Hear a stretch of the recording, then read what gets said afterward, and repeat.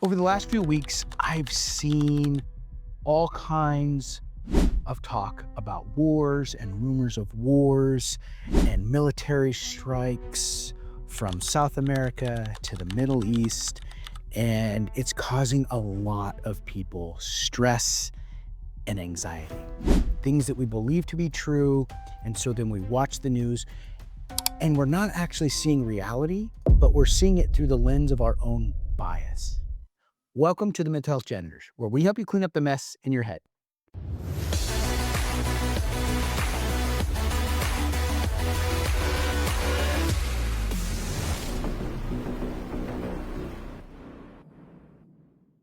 I'm your host, Sergeant Q, and with me, as always, Doc Jess. Hi, welcome. We have not been in the studio together for a while because we've both been traveling.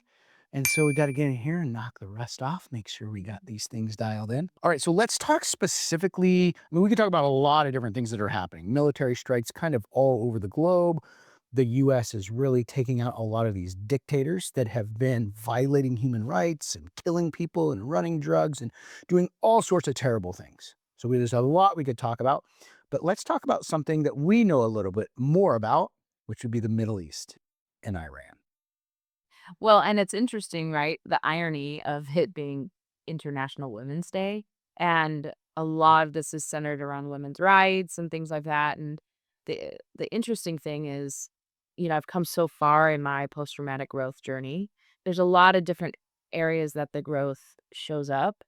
And then there's also areas that I'm like, oh, I still need a little work on that because one of my core index traumas, from Iraq was surrounding a female Iraqi woman in her full get-up, and it's a nightmare, a night terror that I'd come back to, maybe once or twice a year now. With all of this talk and the media and it showing it everywhere, this story has been on the forefront of my mind more so than it has in years.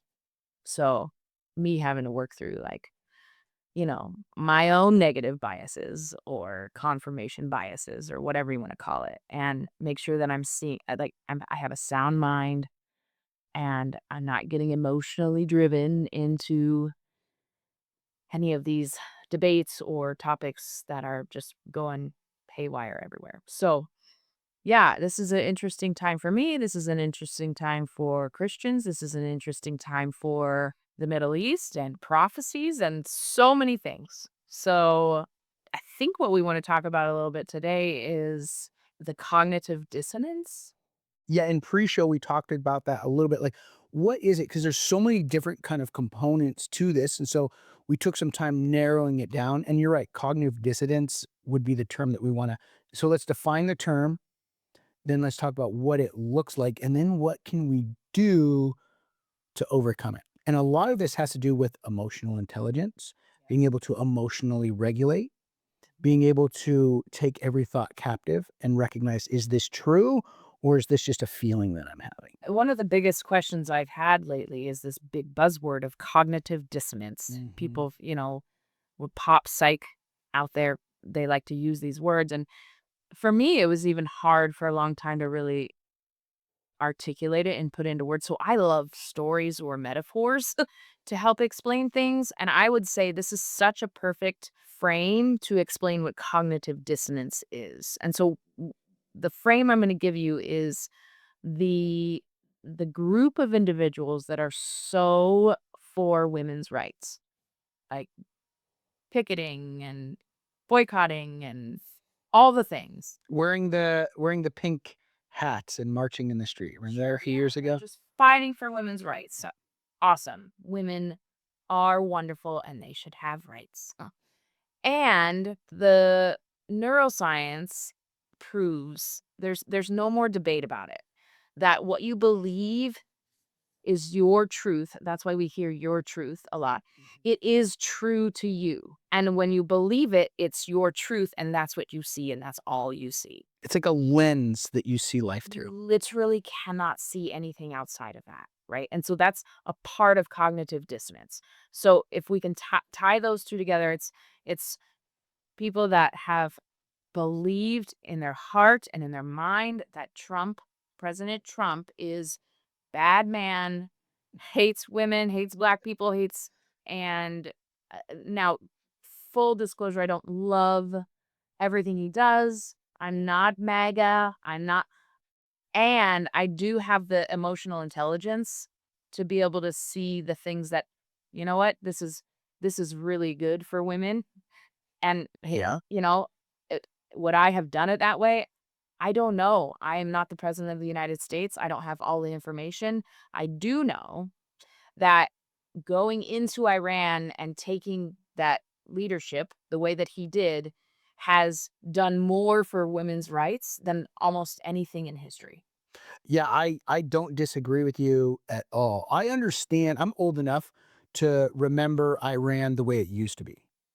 So I was born in 79, and that's when the caliphate came and they took over Iran and turned it from this, very democratic, very open society to this very closed Muslim country. So people don't realize that Iran was not a Muslim country like it is now. It is run by the caliphate. There is Sharia law, and that is the law of the land. So that's religious Islamic law is the law of the land. There is no separation there. There is no law and then religion. It is all one. And that happened in 1979 when there was a violent takeover. And it took about 10 years for them to completely destroy everything in that country when it came to education, when it came to women's rights, when it came to the economy, when it came to tourism. It took about a decade. And I remember that as a kid. Those are the first 10 years of my life. And that was on the media all the time. You had so many people from Iran fleeing the country, coming to America because their country was invaded and there was nothing anybody did about it. They were totally invaded by this hostile regime who took over every aspect of life. Women could no longer be educated. Yep. They lowered the age of marriage to 13 First. first. Right. And then a few years later, how many years later? 7 years later. 7 years later. Remember, I said the first in the first 10 years. So 7 years later, they lowered it to 9. 9 years old. Look it up, you guys. And this was the law of the land according to their religious beliefs. That's what happened to Iran. They were not like that for thousands of years. They've been like that for the last 46 years. So the Iranian people had to flee because they were murdering them in the streets. Anybody who protested or stood up were not just killed, but their whole family was wiped out. So many of them fled to Europe. So many of them fled here to America. And the most impressive thing I saw was that when they killed the Ayatollah, that's what they call the religious leader. So we would think of like the Pope, right? Being the religious leader of the Catholic Church. So the Ayatollah is the religious leader of that whole country, that whole caliphate, that whole area. And when they killed that guy, when they took him out, there were not protests. There were parties and cheering in the streets across the world. I have never seen so many celebrations in Europe, in Iran, in LA. America. 400,000 people came to the streets in LA. All the whole world was celebrating because it's all Iranians and because they had to flee their country and they're weeping and crying and cheering because they're finally seeing their country become free, something they never thought that they would ever see in their lifetime. No. And it was the most incredible thing that I'd ever seen. Another viewpoint that I think is interesting or worth looking into is a lot of the people that have these really big opinions on what happened on the other side, meaning they don't like that President Trump went in and did that, and they're protesting this war. And 99.9% of them are born and raised in America, never had to think twice about rights or really, like, there's some argument about different places in the United States of people of color, having to be more alert or fearful if they get pulled over, things like that. But I'm talking the majority of people that are protesting this war have no idea of what it's like to be oppressed, really oppressed. And not just that, the people that evacuated Iran when this started happening, like just for a second, close your eyes and think about what it would feel like to take a backpack with your family and flee to a foreign land. You don't speak their language. You have no idea how you're going to feed your family. You have no idea where you're going to live, where you're going to work, nothing. But even that is better than living under that rule. So before you just listen to a narrative and get all emotionally wired up about it, there's so many different levels of this that you need to be educated on before you can actually have a solid, mature, educated opinion about it. And that's just the problem now is people don't know how to do that. Yeah, I see these rage posts happen all the time where social media is the absolute worst. Honestly, it's and we use this to get our message out. And we try to counteract all this negativity that's out there because people rage post all the time. And they'll post, "Oh, Trump hates women because he attacked Iran, and one of the buildings that got bombed was a school full of girls." Right? And that's the narrative. Not realizing, not even realizing that Iran's own government has killed tens of thousands of women for simple little things like being out in public without their spouse, or not having their head covered, or wanting to have an education. But they won't look at those things. Even when you bring it up to them, they don't want to look at that. They just want to believe their own truth, like you said. And that's what cognitive dissonance is. They and this is hear my heart. I know if you're watching or you know somebody who has this passion fighting for women's rights, I know your heart is to fight for women's rights. I get it. I believe that's your intention. And I also know that there's been a shutdown in your brain, cognitive dissonance, if you're not seeing the benefits of what happened in Iran to be the best possible thing for the women of that country. It's literally like a mental stuck point. Yeah, you're rejecting the truth, the reality, the actual truth. You're rejecting all of that because I believe there's too much shame to change your mind. Because shame is one of the hardest things for people to overcome. So if they say, actually, you know what, that was the best thing, then somehow that they've had their identity so locked into hating Trump that to say anything positive about what he's done would create so much shame in their life that they just don't want to do it.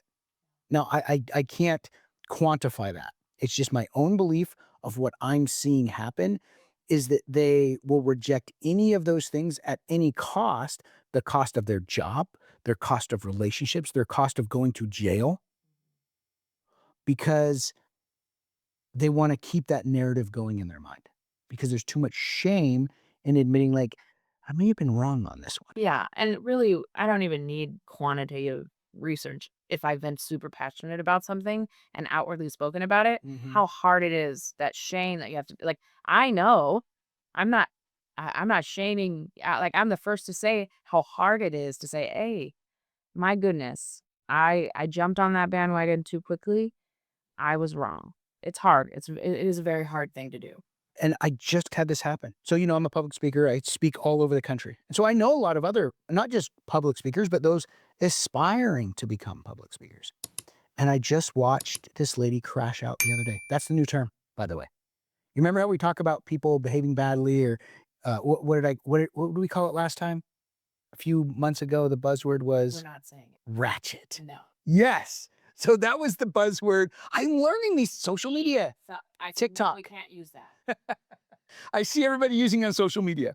So, but that was the word. So I'm learning these words. Okay. I'm Gen X. I'm old in Okay, this. now it's crap. Crashing out. They call it crashing out. Right, that's much safer for you. What- I'm a minority. I can say that. So it's crashing out now is the new term. It's when you catch people behaving badly. You think like World Star, right? I'm old school. World Star, World star. right? So you younger generation, you're like, what's a World Star? Google it. It's amazing. It's great, great. This is way before your little TikToks, okay? World Star was the jam when it came to recording people behaving badly. So now the term is crashing out. And I just watched a lady do that on this topic right here. She said some very inflammatory things about Trump and about how he hates women and all of this stuff, all the stuff you were just talking about. I just watched this lady do this. So I sent her a message like, hey, you may want to like look at the history of this. And I just gave her all of these, literal points from Wikipedia. And I took some time to develop this narrative to show her like, hey, this is the truth about Iran. They were not great to the women that were there. Here's the history. Here's what they were doing. Here's how many women have been killed for no good reason at all, just for speaking out or wearing the wrong clothes or being in the wrong place. Tens of thousands of women that their own government killed. And as it's a tragedy that there was 160 women who were killed in this airstrike. No arguing that. You're absolutely right. But when you look at the tens of thousands of women that have been killed by their own government, and then you're here supporting the Iranian government against Trump, like here's some facts. She totally crashed out online over this. Like it was bad because I wasn't the only one who was bringing this to her attention. Like, hey, and she has a following, right? She's trying to become a public speaker. And I just watched this whole thing explode. She just burned her career right into the ground because the way, and it wasn't just the things that she was saying, but it's the way she was reacting to people who were just being polite and saying, oh, hey, by the way, here's this new information. But her reaction was so vile and so angry that it, I just watched the whole conversation turn against her. I was one of the guys that got unfriended really quick, like blocked. Yeah, surprise, right? Yes. But I never say anything negative. All I did was present new information. But she was so stuck in her own ideology that she would not even accept any of this stuff as a possibility. And there were multiple people presenting this. Only a couple were being very antagonistic. Most of the people I saw were very calm, very like, hey, have you seen this? Hey, have you considered this? Hey, did you know this? And she totally crashed out. And so I can't say that her career's over, but I mean, she was just trying to start out. And I don't know if she's going to recover from that. It was so bad to watch that happen. And so as, like, influencers, right, it's like, it's hard to well, do we even talk about this stuff? Because the far, far sides of both sides. We talk about that all the time. There's far side on crazies on the right and far side of crazies on the left. It's discouraging because it's like, well, like, those are the people that really need to be watching us, but they're not going to, and they're not going to listen to reason.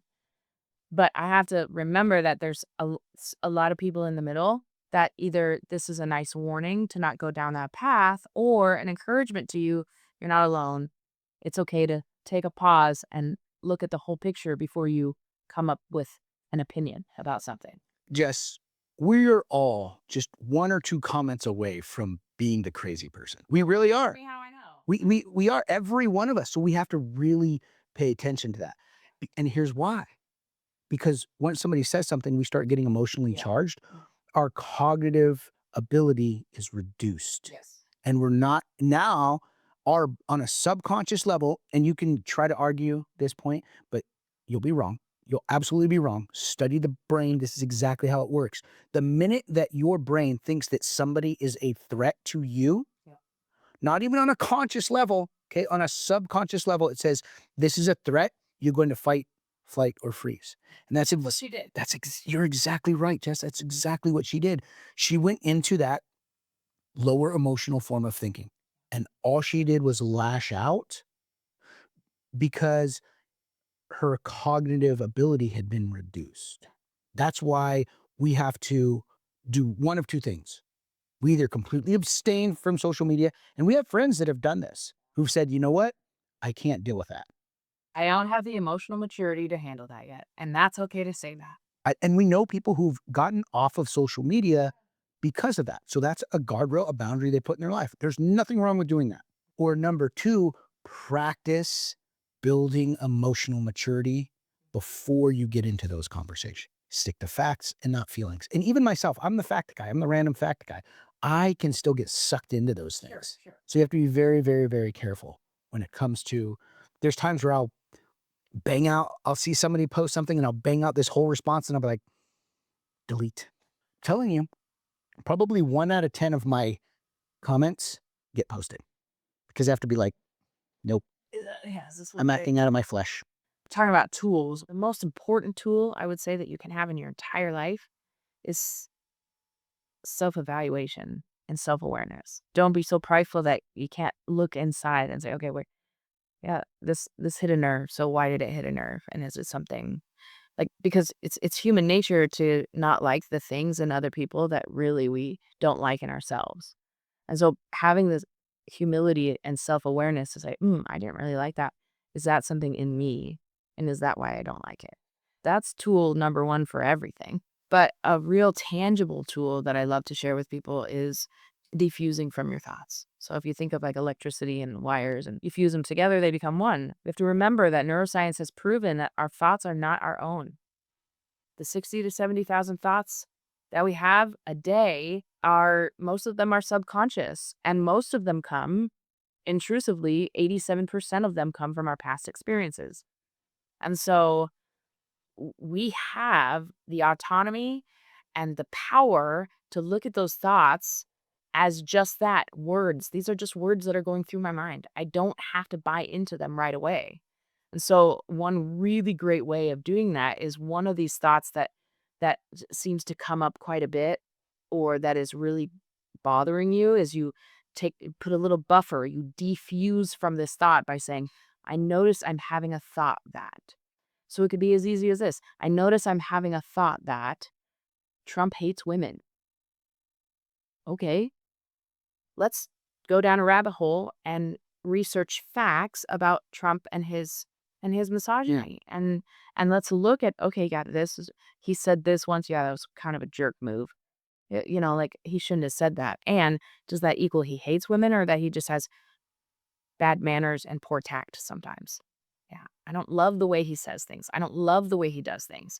And at the end of the day, we all love those movies. Like, what's the one where he goes ham to go find his daughter who got kidnapped? Liam Neeson. Everybody loves a good Taken movie, right? The badass that will do anything to protect and save, right?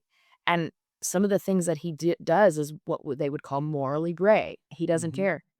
There's nothing more important to him than saving his daughter and protecting his daughter. And we all love those stories. And you got to ask yourself, is this one of those things that whether I love the guy or hate the guy, is he making those badass decisions to save and protect?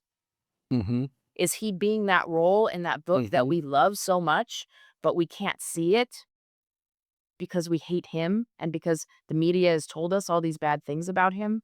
I don't know. You have to decide that for yourself.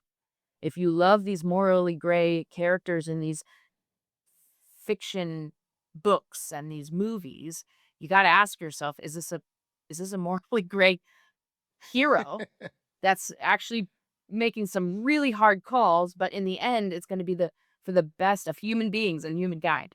You know what I mean? I agree with you 100%. And you love examples and stories and allegories. And so as we were having this discussion, it reminded me I was doing some research. I don't even remember on what it was, but I came across this thing. And you guys wonder why I have so many random facts. And we used to have a random fact card game that we would play here Where is that? on the game. I think it's in our old studio. I think we have to go grab it out of the old studio. But the reason I have so many random facts is because I read so many weird things. So I love space. So in my free time, I love to read about space. And I read about the Hubble telescope. Sorry, ladies, he's taken. I'm a nerd. I get it. It's fine. It's fine. So I'm researching something and I come across this article about the Hubble telescope. The Hubble telescope is amazing. So we fire this thing off into the space and it was supposed to send back some of the most incredible images of our solar system and Earth. Super cool to send this thing up and be able to get these images. Well, immediately the images started coming back and they were fascinating. People were blown away, but they were a little blurry. I'm like, why are these images so blurry? They should be more clear than this. So they tried recalibrating, they tried the transfer rate, they tried to do all these things. There was like 15 things they tried to do. Nothing was working. And then one guy said, you know what that reminds me of? That reminds me of a damaged and dirty lens on a camera. And they were like, no way. No way. How did we send this, $50 million camera into space and it have a damaged lens? But sure enough, it was. So they spent the next 5 years and like $10 million to create a fix for this lens. They sent it up, they fixed it, and now we have some of the most incredible images of our solar system. Crystal clear, they're phenomenal. And so that dirty and broken lens is caused in our own life by trauma. Our past experiences can cause a dirty or broken lens that we are now seeing the world through, causing distortion, causing us to not see things clearly. We're seeing things as we believe them to be, not as they actually are. So just like those scientists, you may have to spend some time and some money fixing that neural lens that we're looking through the world in. Just like you and I have done, Jess, we've spent a lot of time and money building our own resilience and then taking it a step further to help other people. If you guys are like us and you want to build your resilience, you want to clean that lens and see things clearly, check out thefirstonesfree.com. It's a free library that we're just starting to create of all kinds of tools you guys can use to clean up the mess in your head. So we like to do 3 things here: educate, empower, and encourage you. So we encourage you to take the next step and start building your own mental resilience. For the Mental Health Janitors, I'm Sergeant Q, I'm Doc Jess. and we're out.